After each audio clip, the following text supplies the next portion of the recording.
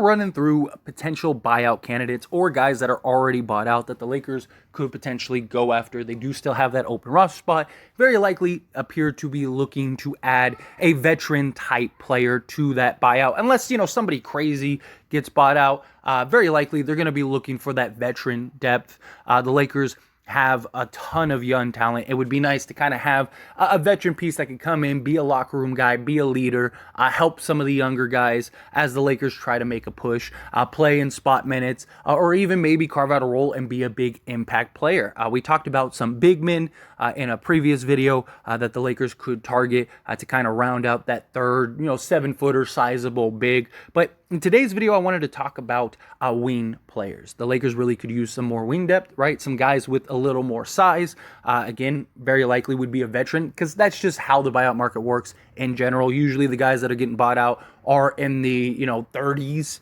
rather than you very rarely see like a 22-year-old. It happens, but there's usually a reason for that. Very rarely does like a 22-year-old project player get bought out. Usually teams hold on to those guys and buy out the vets because the vets go and look for a championship contender. So the Lakers, if they could get a sizable wing that they could play and plug and play in spots, or maybe even carve out a starting role, whatever, as the Lakers try to make a push to win a championship, that would be ideal. So these are three targets that are being rumored to potentially be bought out. Two of them I'm kind of on the fence about. I don't really see being bought out, but let's dive right into it. Now, the first one, Doug McDermott. Doug McDermott, there are talks about him maybe potentially wanting a buyout, and that the Spurs would be willing to give him one if he was to ask for one. He's 31 years old, a guy, again, sizable player. The reason I'm not too sure on Doug McDermott is because of he is multi-year. And so that is something like it'd be a large investment for the Spurs to buy out. Although they are a tanking team, they are a rebuilding team. So I don't think it would be a huge hit for them as it would some other teams, right? Say like just like the Clippers, for example, have a high threshold. So it's like, oh, well, if we buy this guy out for multi-years, well, then now it's just a bad spot to be in, right? So Doug McDermott, he's a guy that could really fill in a nice role. He's got good size, 6'6", 6'7", absolute sniper at times. He can be hot and cold, but he would definitely be a welcome addition. I mean, he was a piece that was linked to the Lakers via trade for quite some time. He could be and provide a quality shooter off the bench. He's shooting 40% this year off the bench. Last year, he was shooting 42% off the bench. So again, great guy that come in, give you, 10 to 12 points per game, give you some good size. Now, defensively, he's obviously a liability. He's basically an open door when it comes to the defensive end, but you're not going to be playing him in a ton of spots, right? He would essentially just be a specialist. If you were to get him, could play, the both forward spots, whatever you need him to be. Just come in, knock down the three ball, and just that's basically his assignment, right? Come in, every time you touch the ball, I need you to jack it up and give us a good shot. Hopefully he can get hot. Hopefully he can round out a couple buckets for us and just kind of raise our three-point percentage ceiling, right? So he would be a really nice asset for the Lakers if they were able to get him. But again, not really sure if the Spurs would be willing to do that. Although Doug McDermott, I'm sure if he asked, the Spurs probably would. A veteran that they don't really need. They're not really too keen on regardless. So next up would be Gordon Hayward. Now, it's the same thing. Gordon Hayward has a very sizable contract the next few seasons.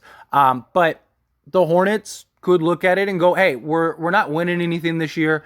Let's buy him out. We can move some flexibility, get some of our younger guys into a bigger role, more prominent role. Gordon Hayward's always hurt.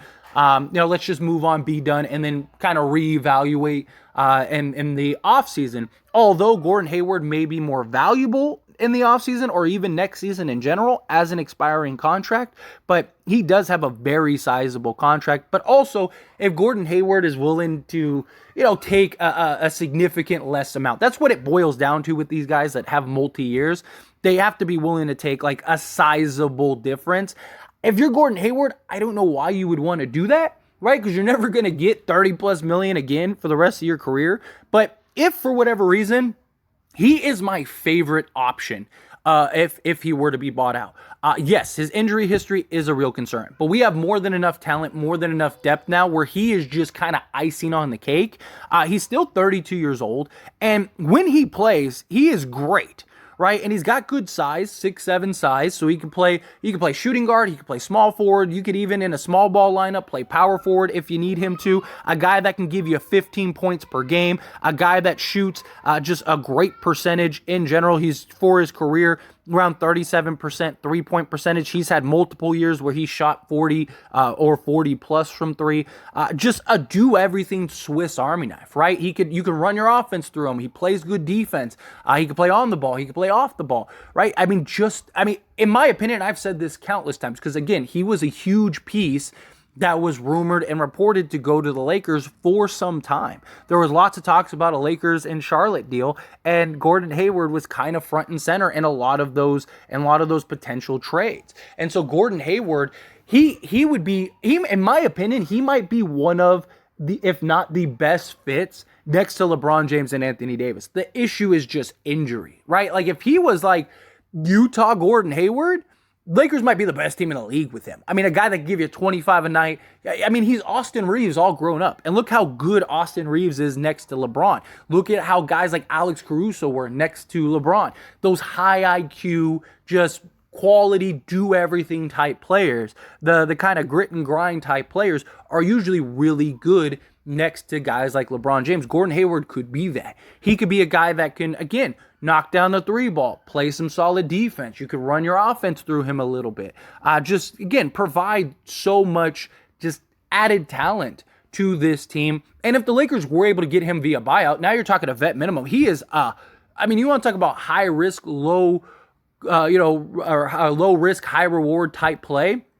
That's Gordon Hayward, especially at a vet minimum deal, right? You could even re-sign him for like the taxpayer mid-level or something like that and keep him around if he could stay healthy and really help you in this team. Veteran guy that isn't going to complain. You could start him. You could bring him off the bench. You could do whatever. I wouldn't even mind him and like D'Lo in the backcourt, right? Because there's a lot of talks like who's going to be that second guy. Are they really going to run Schroeder and D'Lo? And if so, then who are they really going to run? Austin Reeves as like the leader in that starting unit? Well, you could start D'Lo and Gordon Hayward, give you a little more size, give you a little more playmaking, which is the idea with Schroeder and D'Lo.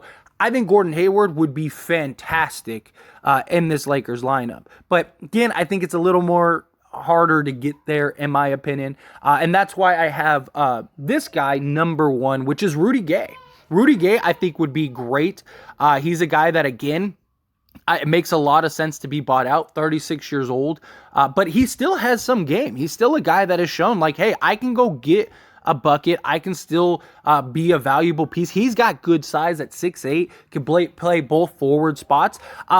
He's not going to be a guy that is going to play a ton of minutes, right? And that's what the Lakers need if they are going to get somebody in the buyout. Unless you can get, like I said, like a Gordon Hayward or something like that. Realistically, you're looking at guys like Rudy Gay, old vets that want to come to a team, hopefully win a championship and be a key piece. I think Rudy Gay could be that. I think he's a guy that could come in and really just, again, add some true value to this team. He's not like an elite, great three-point shooter. He's around 35% for his career, but he's had years where he shot, 37, 38%. He has had one year where he shot 40%.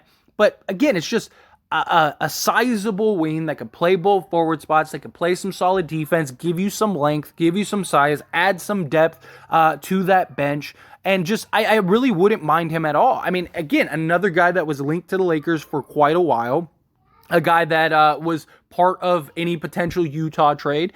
And it makes sense that he wasn't an addition in the trade that the Lakers made, because maybe the Lakers looked at it and went like, hey, they're probably going to buy him out. So if they buy him out, let's just sign him. Now, does he want to go to the Lakers? Does he look at the Lakers as like that kind of thing? Or does he go to a team like Phoenix where he very likely would play more of a role? He'd get more minutes. They are a contender, right?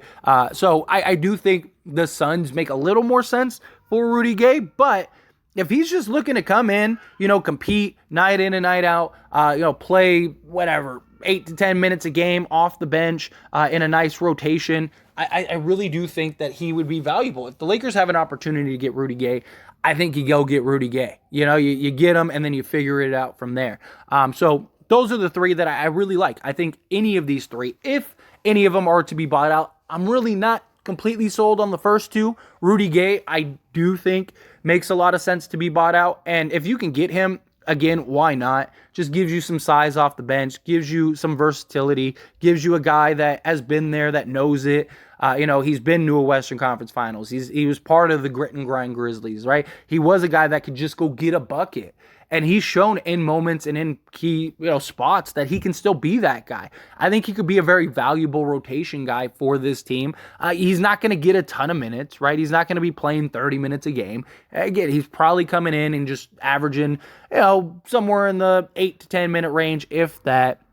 But Gordon Hayward, again, would be my favorite, in my opinion. Gordon Hayward, I think, would just be a home run from a buyout standard. But again, it doesn't really make a lot of sense for Gordon Hayward. Doesn't really make a lot of sense for Charlotte. Charlotte's probably better off just holding on to him and seeing if maybe they can move him in the offseason as like an expiring contract, if that's the case. Or because they're just rebuilding, right? And they're kind of a tanky team and they're doing a really good job of it. Like maybe they just ride out his contract and then let it expire. That makes a little more sense for Charlotte.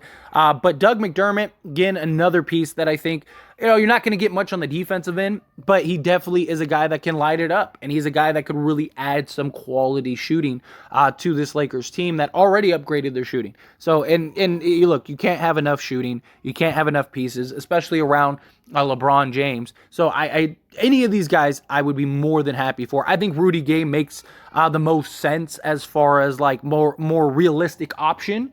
But again, love to hear your thoughts and opinions. However you feel about it, as always, this is a discussion. So I pass the question on you. Let me know what you think. Which of these three would you prefer? Which of these three do you want the most? Which one do you think is the most realistic option? However you feel, whatever your thoughts are, let me know down in the comment section below.